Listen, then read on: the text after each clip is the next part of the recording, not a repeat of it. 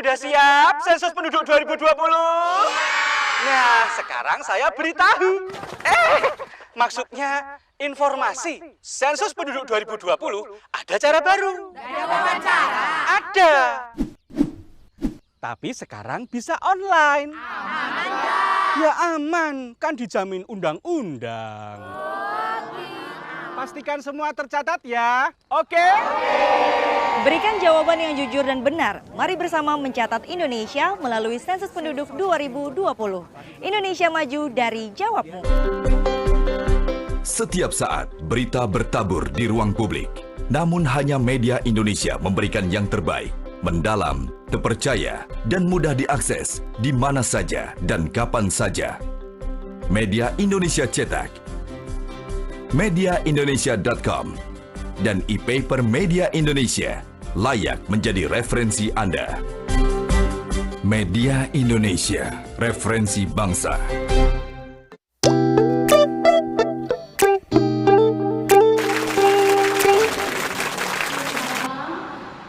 Kembali lagi bersama saya, Tresya Gloria, mahasiswi Universitas Cendrawasih, Fakultas Kesehatan Masyarakat, jurusan Administrasi Kebijakan dan Kesehatan.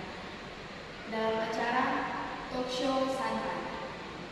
Dalam segmen ini, kami akan membahas beberapa poin-poin penting. Saya juga telah menghadirkan beberapa narasumber. Yang pertama, saya akan memperkenalkan Komince Dubai. Yang kedua ada Efrat Clara, dan yang ketiga ada Silviana Sugala. Kita akan membahas apa sih yang dimaksud atau kegunaan dari statistik secara umum, bahkan dalam bidang kesehatan, dan juga manfaat-manfaat dari statistik tersebut. Langsung saja saya akan bertanya kepada narasumber saya yang pertama, yaitu Olince Dubai. Menurut Olince, apa sih statistik itu secara umum, bahkan mungkin dalam bidang kesehatan itu merupakan apa begitu? Mungkin bisa dijelaskan? Oke, baik, terima kasih kepada moderator yang sudah memberikan waktu kepada kami. Di sini saya akan menjelaskan bahwa dalam penggunaan statistik ini juga ia memiliki kegunaan secara umum yang meliputi kegunaan statistik yaitu untuk merencanakan suatu program, menentukan alternatif penyelesaian masalah tersebut, dan untuk menggunakan sebagai alat bantu untuk mengembangkan ilmu pengetahuan dan dapat ditetapkan pada berbagai disiplin, misalnya seperti ilmu pertanian, ilmu kesehatan, ilmu kedokteran, ilmu ekonomi, dan lain sebagainya. Baik, itu mungkin tadi secara umum saja. Bagaimana dengan saudari Eva tentang statistik dalam bidang kesehatan? Mungkin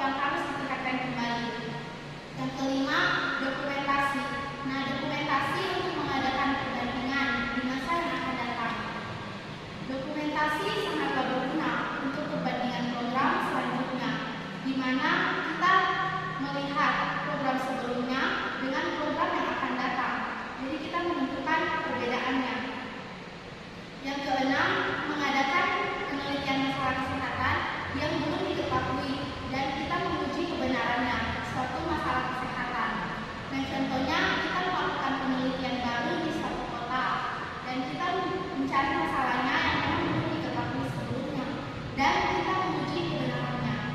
Yang ketujuh, memberikan keterangan tentang kesehatan kepada masyarakat. Jadi dalam kita melakukan penelitian atau melaksanakan program-program yang ada, atau bisa juga dalam penyuluhan. Jadi kita memberitahu kepada masyarakat tentang apa itu kesehatan dan sebagainya. Iya, berarti tentunya statistik ini memang sangat penting dalam menunjukkan misalnya tadi melihat masalah-masalah dalam lingkungan atau bahkan di masyarakat, mulai dari kelahiran, kematian sampai pada masalah-masalah penyakit dalam masyarakat. Tentunya ini dilihat atau diambil datanya untuk membuat statistik ini untuk melihat progres dari angka kematian, kelahiran sampai penyakit yang ada di masyarakat ini. Tentunya yang tadi saya sudah katakan bahwa data dan juga ada beberapa variabel yang juga terkait dalamnya. Mungkin saudari Selviana bisa menjelaskan apa itu variabel dan juga data dan manfaat-manfaat dari data. Bisa dijelaskan. Terima kasih atas waktu dan kesempatan yang diberikan kepada saya. Di sini saya akan menjelaskan apa itu data dan juga variabel. Data merupakan himpunan angka yang merupakan nilai dari urutan kita sebagai hasil untuk mengamati atau mengukur.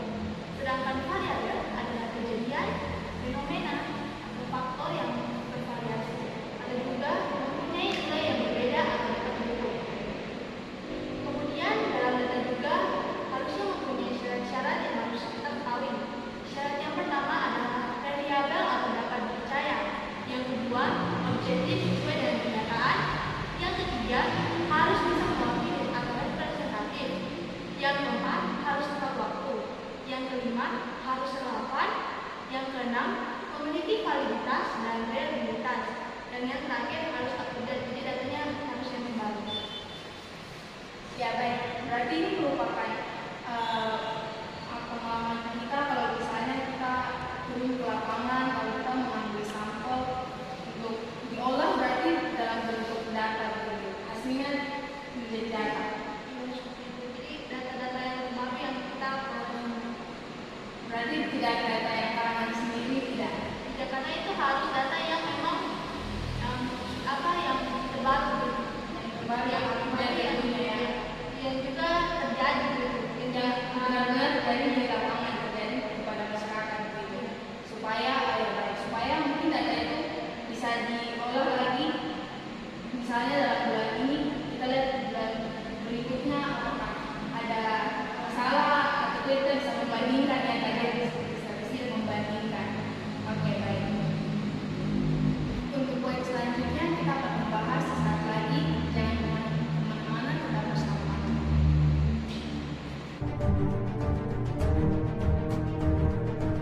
Angka kematian ibu atau AKI di Indonesia masih menduduki peringkat 3 besar di Asia Tenggara. Target meneliti kematian per 100.000 kelahiran hidup. Itu artinya ada 1 ibu meninggal setiap 1,5 jam proses kelahiran. Angka kematian ibu di Kabupaten Bojonegoro ini tergolong tinggi. Untung ya Bu, awak dhewe periksa. Iya ya Pak. Selamat datang kembali, terima kasih masih tetap bersama kami dalam segmen kedua ini. Segmen pertama kita sudah menjelaskan tentang bagaimana data dan sebagainya. Sekarang kita agak sedikit bergeser ke dalam pembahasan kita di malam hari ini tentang perinatologi. Apa sih perinatologi dan di dalam perinatologi ada apa saja dan bagian-bagiannya? Saya langsung bertanya kepada Selviana tentang perinatologi. Bisa dijelaskan? Baik, terima kasih atas waktu dan kesempatannya. Perinatologi berasal dari kata perinatal, di mana masa menjelang seorang bayi dilahirkan sampai sesudah bayi dilahirkan. Perinatologi juga diartikan sebagai pelayanan khusus bagi bayi baru lahir atau bagi bayi yang mempunyai masalah atau sakit. Jadi di sini perinatologi adalah janin 38 minggu sampai dengan bayi 1 minggu setelah dilahirkan. Fasilitas yang disediakan dalam ruang perinatologi juga disesuaikan dengan kebutuhan pada bayi waktu lahir. Mulai dari bayi dengan risiko tinggi, bayi dengan kelainan bawaan, sampai dengan bayi sakit. Oke. Saya juga pernah mendengar apa yang tadi sudah dikatakan, perinatologi pelayanan rawat inap ini dikhususkan bagi bayi yang baru lahir. Tentunya kalau kita bilang indikator berarti ada bagian-bagian penting yang terdapat di dalamnya. Mungkin bisa dijelaskan bagian-bagian penting dalam indikator perinatologi, Saudari Yonias. Ya, terima kasih atas kesempatannya. Ada rawat inap perinatologi adalah pelayanan rawat inap yang khusus disediakan bagi bayi baru lahir. Dan yang berikut rasio kelahiran hidup lebih dari 2.500 gram adalah jumlah kelahiran bayi dilahirkan dengan berat badan lebih dari pada umumnya. Lebih banyak terjadi di rumah sakit dan bayi termasuk lahir dengan berat badan pada berat badan normal.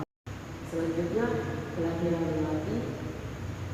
Jumlah kelahiran rasio kelahiran mati biasanya menggambarkan berapa jumlah pasien lahir mati. Ada yang berikut rasio kelahiran mati.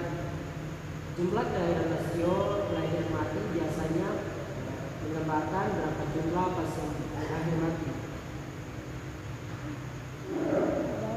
Angka ini dapat menggambarkan berapa banyak kelahiran mati di suatu rumah sakit. Selanjutnya rasio mati neonatal. Jumlah kelahiran neonatal sebagaimana diketahui adalah bayi pada umur 0 sampai dengan 14 hari. Kematian bayi ini biasanya disebabkan oleh penyakit bawaan lahir atau penyakit yang diderita oleh atau setelah mati. Yang berikut rasio kematian aspesia. Jumlah kematian perinatal rasio kematian karena aspesia menggambarkan berapa banyak pasien yang meninggal karena aspesia. Yang selanjutnya rasio kematian ispa. Jumlah kematian perinatal rasio kematian karena ispa menggambarkan berapa banyak pasien yang meninggal karena ispa. Dan yang terakhir yaitu rasio kematian diare. Jumlah kematian perinatal rasio kematian karena diare menggambarkan berapa banyak pasien yang meninggal karena diare. Itu saja terkait dengan indikator perinatologi. Oke, baik. Berarti indikator perinatologi pelayanan perawat menginap nih ini khususnya untuk bayi yang baru lahir. Tadi yang sudah dijelaskan di dalam indikator ini ada rasio kelahiran bayi hidup, ada juga kelahiran bayi mati, sampai pada penyakit-penyakit yang diderita oleh bayi bahkan oleh ibunya pada saat melahirkan, sampai diare, ispa yang tadi sudah dijelaskan. Kita tentunya kalau bayi lahir, ibu melahirkan. Betul? Iya. Kalau misalnya dilahirkan di rumah sakit berarti ada yang menolong tim medis. Baik, kita akan masuk dalam indikator kebidanan. Apa itu indikator kebidanan dan juga indikator pelayanan jumlah non medis? Mungkin bisa dijelaskan sedikit oleh Saudari Efrat. Silakan. Nah, di sini saya akan menjelaskan tentang indikator kebidanan.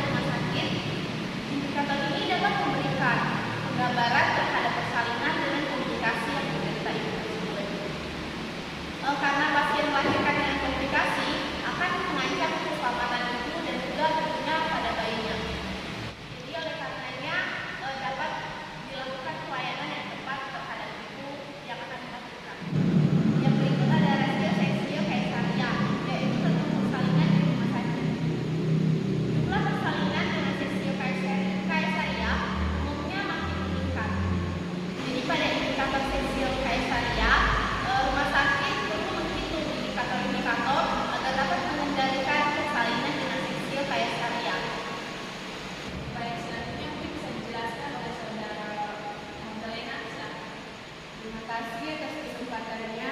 Di sini saya akan menambahkan sedikit terkait indikator kebidanan. Indikator kebidanan terdapat beberapa rasio, yaitu rasio abortus, total persalinan rumah sakit, atau jumlah abortus yang dilakukan di rumah sakit biasanya dilakukan hanya karena alasan medis. Rasio abortus ini perlu dilakukan di rumah sakit agar dapat mengetahui jumlah abortus yang terjadi. Yang berikut rasio perdarahan sebelum persalinan atau total persalinan rumah sakit. Indikator ini untuk mengetahui beberapa persen perdarahan sebelum persalinan yang terjadi pada pasien di rumah sakit. Yang berikut rasio perdarahan sesudah persalinan di rumah sakit. Indikator ini untuk mengetahui persentase pasien yang mengalami perdarahan setelah persalinan. Yang berikut rasio preeklamsia total persalinan di rumah sakit. Indikator ini untuk mengetahui rasio preeklamsia dengan total persalinan yang terjadi di rumah sakit. Yang berikut rasio eklamsia total persalinan di rumah sakit. Indikator ini untuk mengetahui rasio eklamsia dengan total persalinan yang terjadi di rumah sakit. Ya baik, di sini saya akan menambahkan juga indikator pelayanan jumlah medis. Indikator pelayanan jumlah medis ini di dalamnya ada 3 poin, yaitu ambulans service, laundry, gizi. Pertama, ambulans service, banyaknya pelayanan ambulans, jumlah pelayanan ambulans. Indikator ini untuk mengetahui antara jumlah biaya pelayanan dan jumlah pelayanan. Yang poin yang kedua, laundry, rasio banyaknya cucian dengan pasien rawat inap. Yaitu indikator untuk menghitung jumlah biaya dengan jumlah pelayanan. Poin yang ketiga, gizi, presentasi pilihan makanan khusus. Ya. Kita akan mulai sejenak. Jangan kemana-mana, kita akan kembali dari pembahasan selanjutnya. Tetap bersama. Inilah kesehariannya setiap pagi. Dalam situasi apapun, selalu berusaha sabar dan tulus dalam melayani. Rasa letih sirna seketika saat kembali bertemu buah hatinya. Baginya, setiap hari adalah semangat yang baru. Terima kasih kami untukmu perawat yang telah melayani dengan sepenuh hati. Halo semuanya, aku Modi, maskot TV Digital Indonesia. Aku akan membantu semua orang menuju migrasi TV digital. Di mana? Di siarandigital.id dan call center 159. Ayo semuanya, dukung migrasi TV digital. Bersih gambarnya, jernih suaranya, dan canggih teknologinya.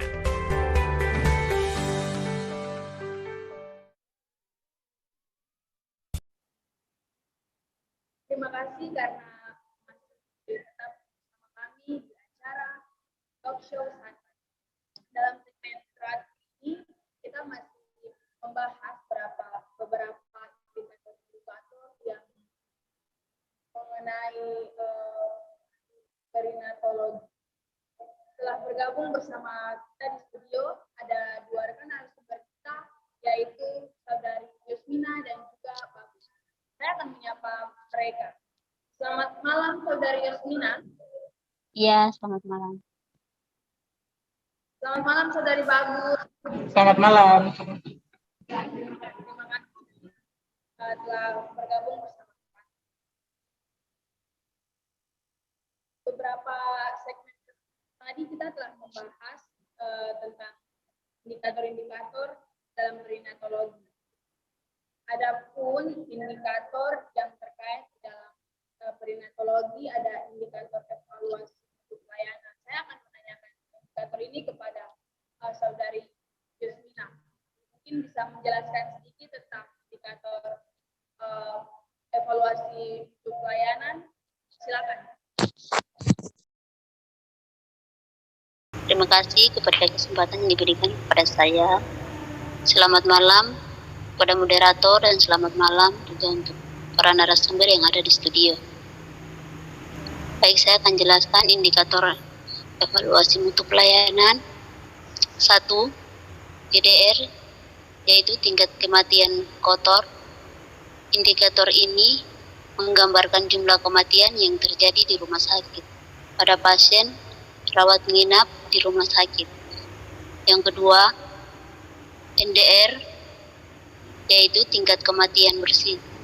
Indikator ini merupakan gambaran jumlah kematian pasien setelah lebih dari 24 jam dirawat di rumah sakit.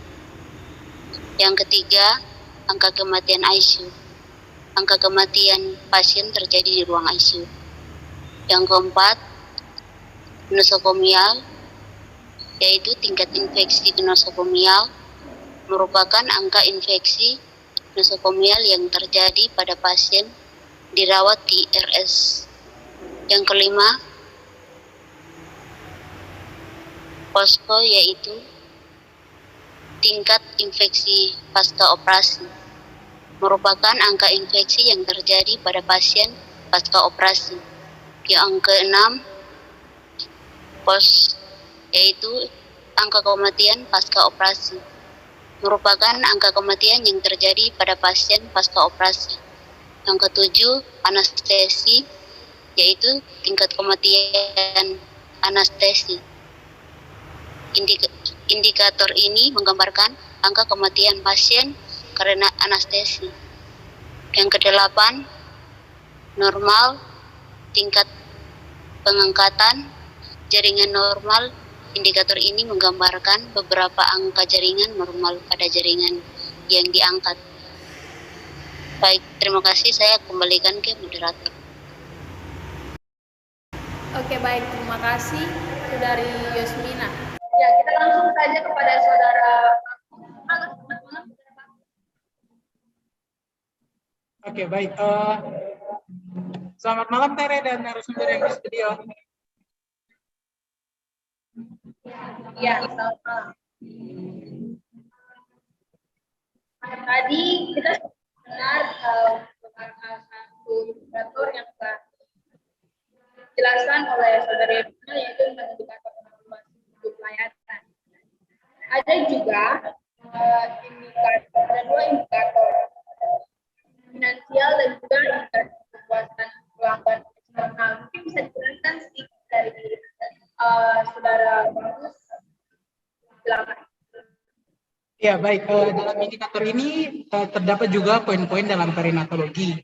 Nah, dalam indikator perinatologi terdapat indikator finansial yang mana umumnya ini dibuat di rumah sakit. Dan dalam kesempatan kali ini saya tidak akan menyampaikan secara spesifik karena indikator finansial ini membahas lebih lanjut karena merupakan bagian dari kompetensi keuangan. Nah, dalam indikator finansial ada pun jenis-jenis indikator di dalamnya. Yaitu yang pertama ada rasio pendapatan RJ, cost recovery, yang ketiga rasio pendapatan farmasi, rasio pendapatan pelayanan dari dokter ahli, dan terakhir dari pendapatan rawat inap kelas VIP. Kemudian dalam indikator perinatologi yang terakhir yaitu tentang indikator kepuasan pelanggan eksternal, di mana indikator ini ada dua rasanya, yaitu kunjungan ulang, yang mana kunjungan ulang ini membandingkan jumlah kunjungan ulang pasien yang pernah berkunjung ke rumah sakit dengan jumlah seluruh kunjungan. Lalu rasio yang terakhir ada rasio kunjungan pasien baru, yang mana rasio ini membandingkan jumlah pasien baru dengan jumlah keseluruhan kunjungan yang ada. Nah, seperti itulah dua indikator ini, Tere. Terima kasih karena masih tetap bersama kami di sini ini kita telah berada di acara kita. Saya mengucapkan terima kasih kepada kedua narasumber kita yang telah bergabung bersama kami dan juga semua narasumber saya yang telah hadir di studio dari segmen pertama, kedua, hingga pada terakhir ini. Semoga apa yang telah disampaikan oleh semua narasumber boleh menjadi menambah ilmu bagi kita semua yang ada bahkan yang mendengarkan di rumah. Sampai jumpa dan selamat malam.